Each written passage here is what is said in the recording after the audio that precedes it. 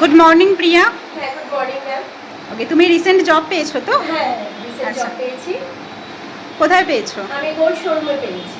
আচ্ছা, কতদিন যেরকম খুঁজছিলাম সেরকমই পেয়েছি। কতদিন আগে এসছো ড্রিম লাইনে? আমি এসেছি 5 দিন আগে এসেছি। ওনাদের সাথে ড্রিম লাইন সংস্থার সাথে আমি কথা বলেছি। বলে ওনারা আমাকে জবের জন্য অফার করেন। আমি সেখানে যাই ইন্টারভিউর জন্য। আর আমার নিজের পছন্দ মতনই আমি যেরকম খুঁজছিলাম সেরকমই পেয়েছি। আচ্ছা, এখানকার ফ্যাকাল্টি সম্পর্কে কিছু বলার আছে? ওনাদের ম্যামেদের স্যারেদের সম্পর্কে নতুনভাবে কিছু আমার কাছে কিছু বলার নেই, কারণ ওনারা খুব ভালো, ব্যবহার ভীষণ ভালো।